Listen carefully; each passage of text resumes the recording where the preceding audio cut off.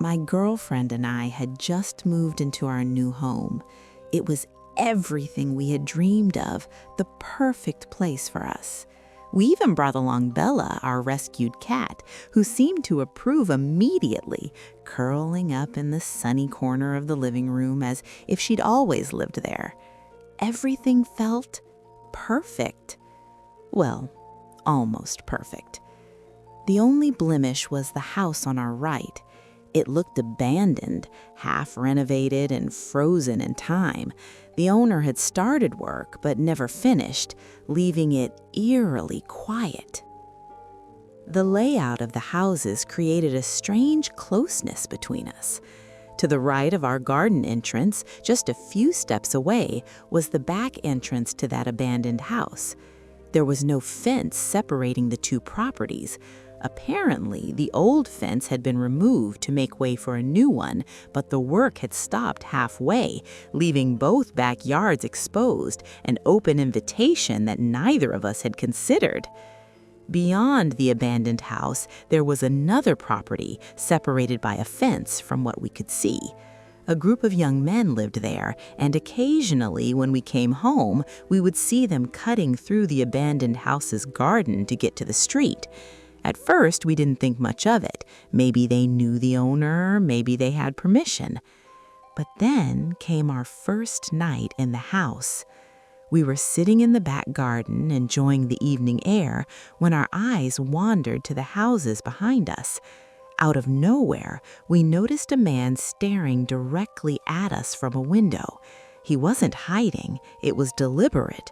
His face was blank, expressionless, and the room behind him was shrouded in darkness, making the sight all the more unsettling.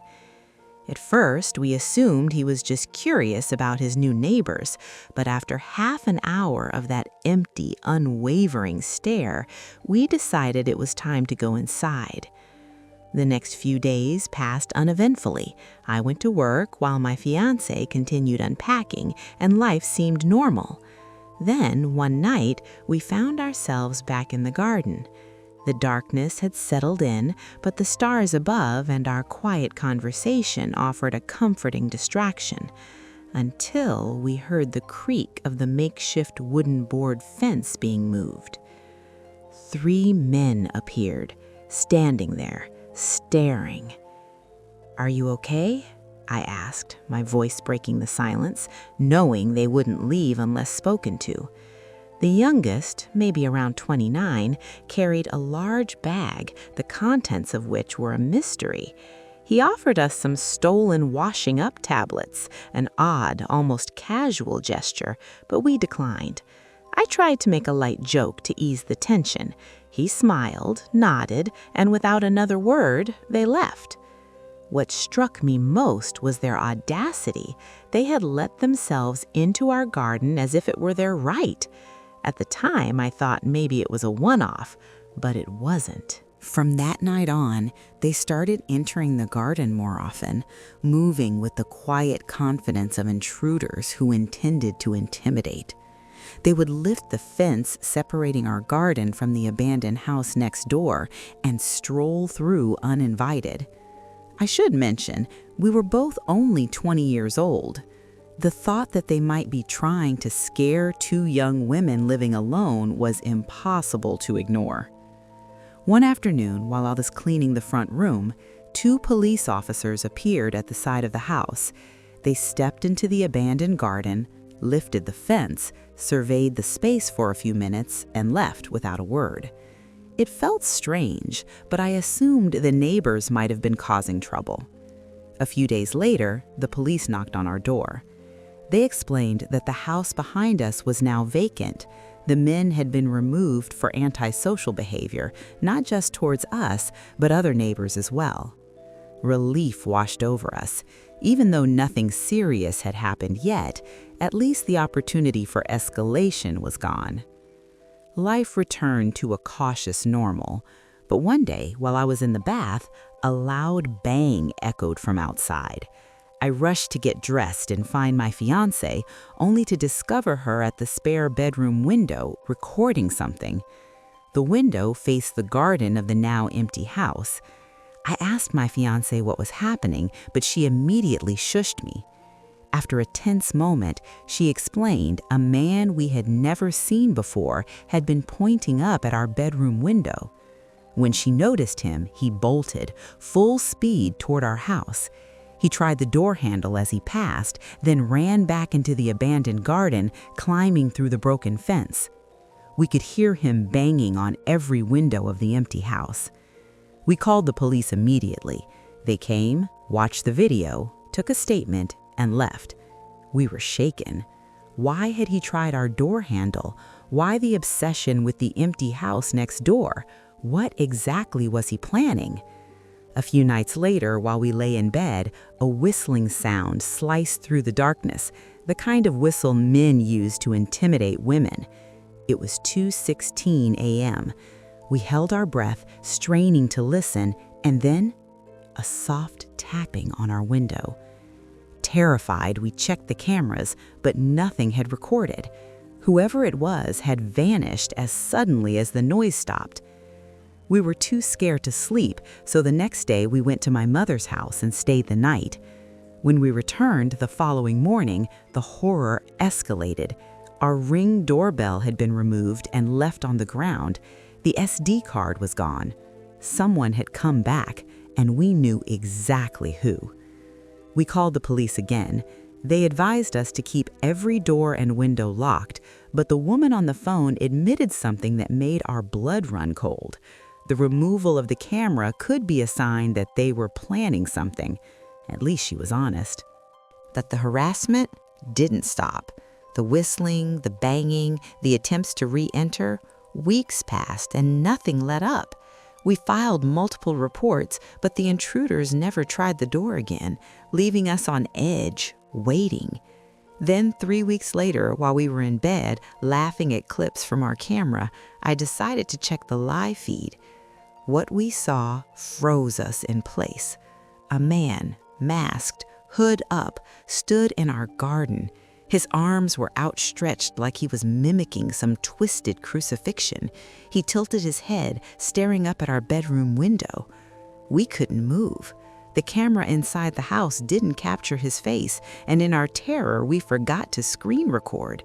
He spoke, but we couldn't hear the words, just that low, menacing murmur of someone claiming our space. Then he walked to the opposite side of the street and simply stood there, staring at our house for half an hour. We called the police again, but they said it wasn't illegal to stare at someone's property. Even when we explained what he had done in our garden, they dismissed us, implying we were overreacting. Sleep became impossible. Every sound outside, the rustle of leaves, the creak of a branch, sent our hearts racing. Then at 2:52 a.m., the alert we had been dreading came. I woke my fiancée in a panic. "Someone's outside. Please check the camera." She did.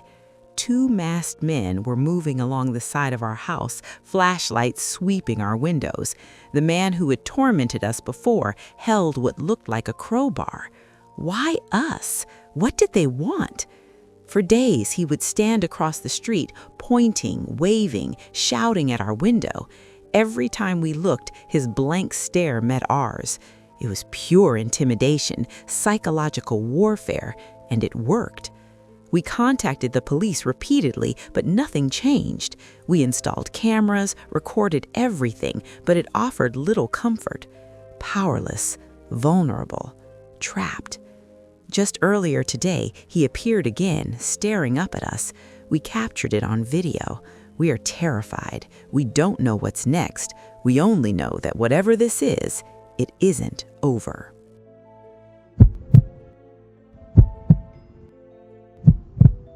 The Sunshine Protocol. Let me say this up front. I'm not crazy.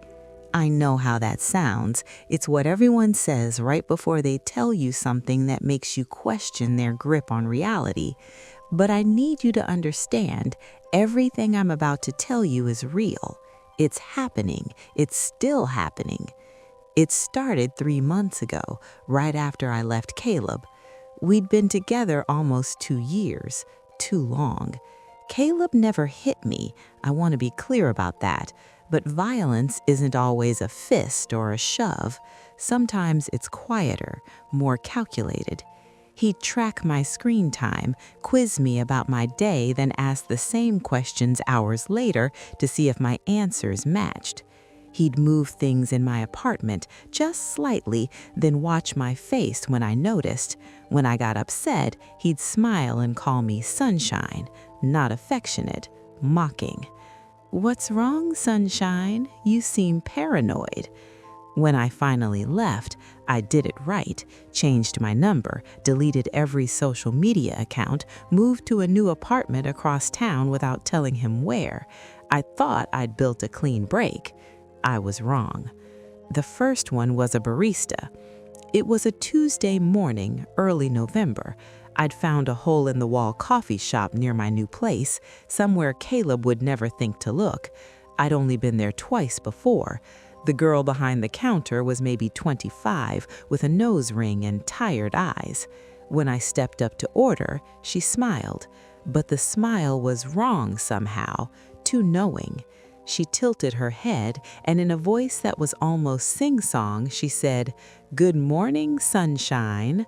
My blood went cold. That wasn't a common nickname. Caleb used it specifically, sarcastically, always when I was upset. It was his word. How could this stranger— I must have been staring because she frowned slightly. "You okay?" Yeah, just a coffee, black." I told myself it was coincidence. People say sunshine all the time, right? It's just a word. Except it wasn't just that word. It was the way she said it, the exact inflection, the head tilt. I left without waiting for my coffee. 3 days later, it happened again. I was in a rideshare heading to work. The driver was an older man, maybe mid-50s, with graying hair and a Bluetooth earpiece. He kept glancing at me in the rearview mirror, not leering, studying. We were stopped at a red light when he spoke. "Ever figure out what you're running from?" His voice was casual, conversational, like we were old friends. I felt my throat close. "What?" "You heard me." He smiled into the mirror. "What are you running from?"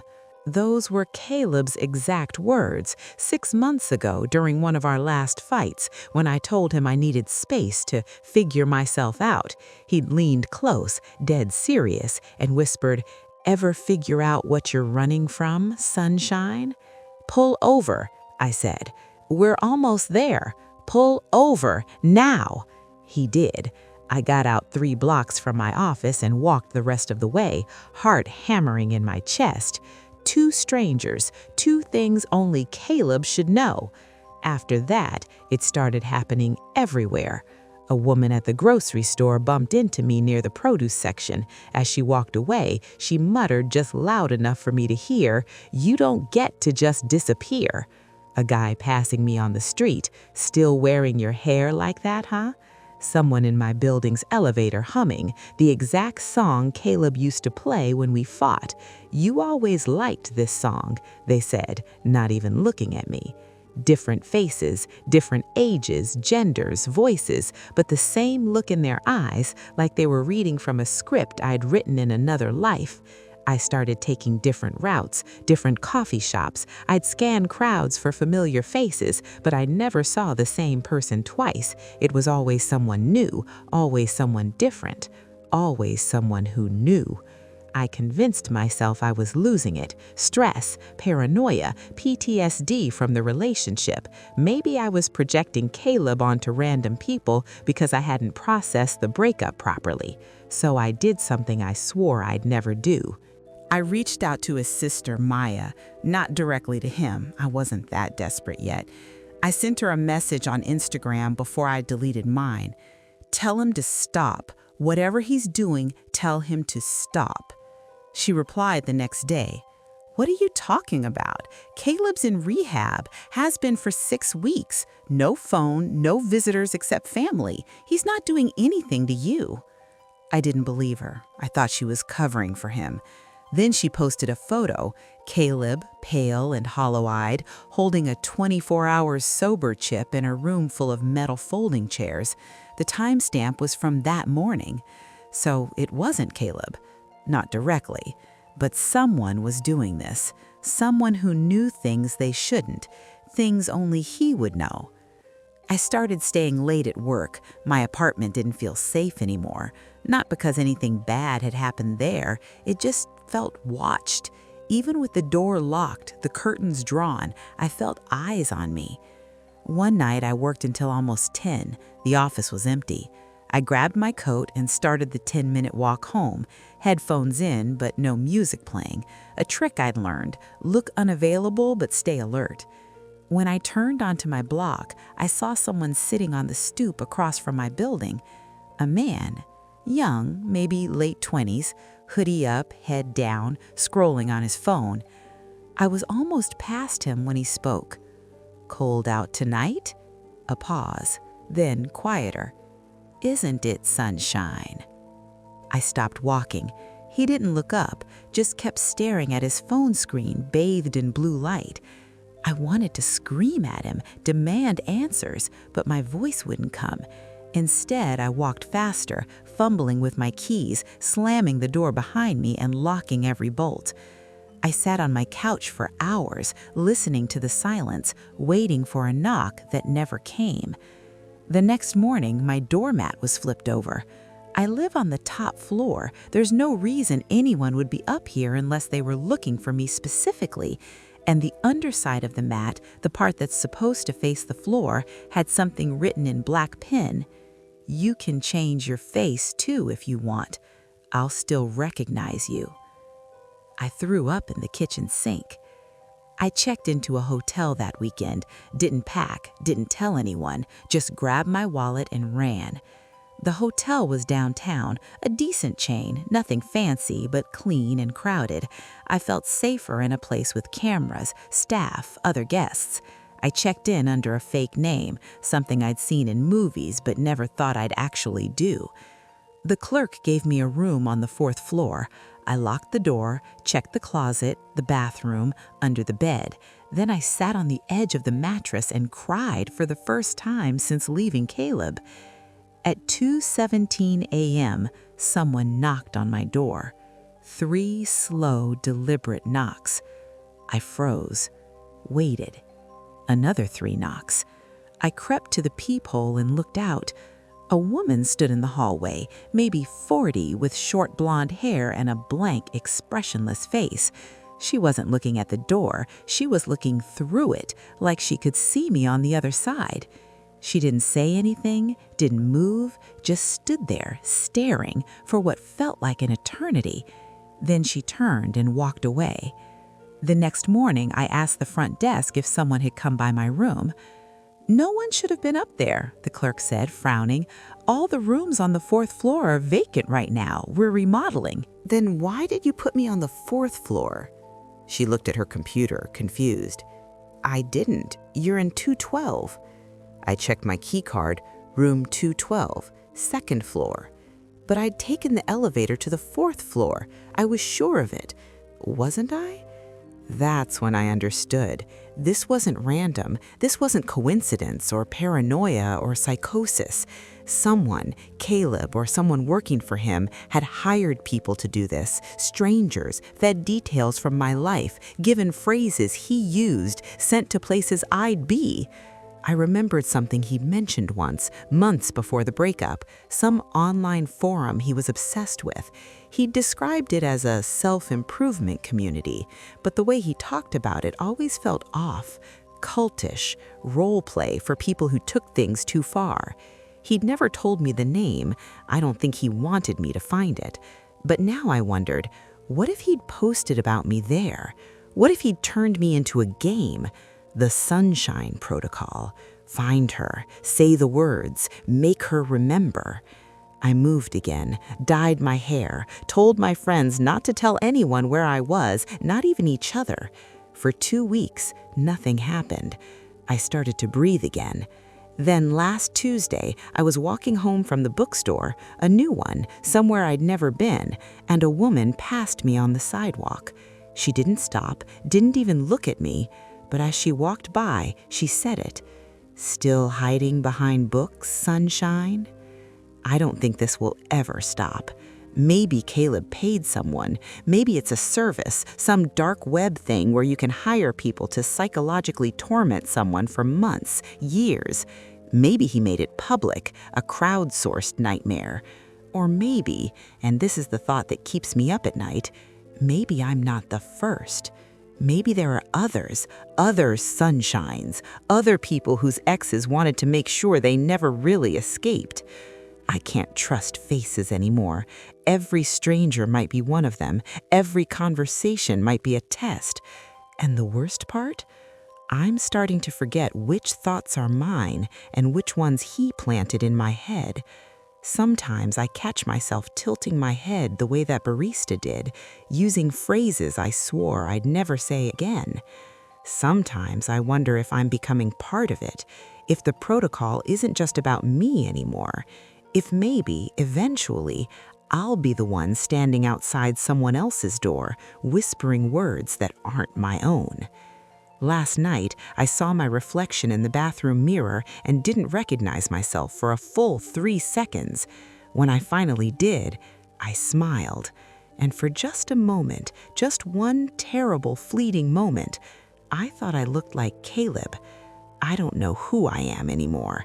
But whoever's reading this, whoever finds this, if a stranger ever calls you sunshine, just run.